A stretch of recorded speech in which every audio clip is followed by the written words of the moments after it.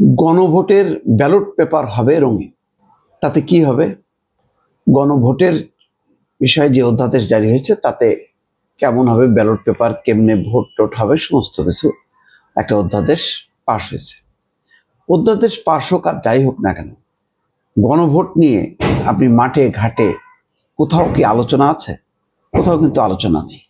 তাহলে আপনি এইটারে রঙিন করেন বা ধূসর করেন অথবা কালো করেন, সাদা করেন, কিচ্ছু আসবে যাবে না।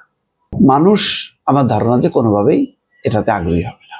দেখেন, সামনে দুইটা নির্বাচন, একটা হচ্ছে সংসদ নির্বাচন আর একটা হচ্ছে গণভোট, বা সংসদ নির্বাচনের ভোট আর একটা হচ্ছে গণভোট।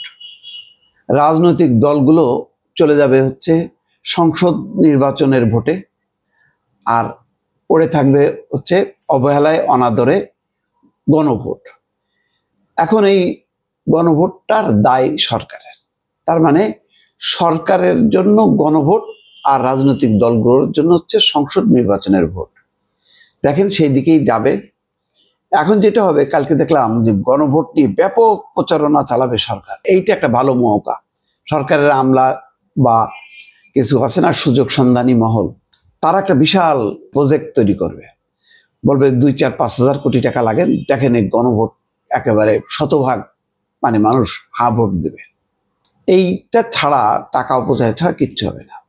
আমি বারবার বলি, গণভোটের যে কনসেপ্ট, সেই কনসেপ্ট কিন্তু ইতিমধ্যে পাশ হয়ে গেছে। এখন এটার জন্য আলাদা ভোটের দরকার নেই। রাজনৈতিক দলগুলোর দায়িত্ব গত 15 বছরের আন্দোলনের অভিজ্ঞতার আলোকে এবং গত 8 মাসে তারা যে ফরেন সার্ভিস একাডেমিতে ধারাবাহিকভাবে আলোচনা করলো, সেই আলোচনার প্রেক্ষিতে তারা একটা সম্মিলিতভাবে এক জায়গায় বসে স্বাক্ষর করলো জাতীয় সংসদের দক্ষিণ প্লাজায়। এরপরে আর কিছু থাকে না। এরপরে তারপরে আবার ধরে বেঁধে এটাই করতে হবে বলে গণভোটটা হইলে আর রাজনৈতিক দলগুলো এটা বাস্তবায়ন না করে পারবে না, কিচ্ছু নাই।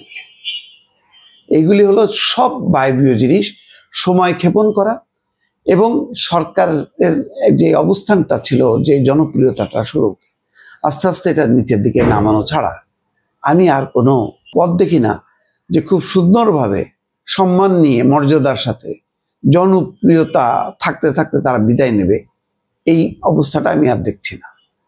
গণভোট একটা গণতামাশা পরিণত হবে। গণভোট, গণমানুষ এটা বর্জন করবে, সেই দিকেই যাবে। কারণ আমি কোনো জায়গায় এই গণভোটটা নিয়ে আলোচনা কিচ্ছু দেখি না। এই কিছু তাত্ত্বিক আলোচনা আমরা টকশোতে যারা যাই সেগুলি আমরা করি, এছাড়া কারোরই কোনো আগ্রহ নেই। যারা আন্দোলন করছে, যারা আজকে গচায় দিল সরকারের এই কান্দের মধ্যে বা পকেটে, তারা নিজেরাও এই গণভোট নিয়ে প্রচারণা চালাচ্ছে না।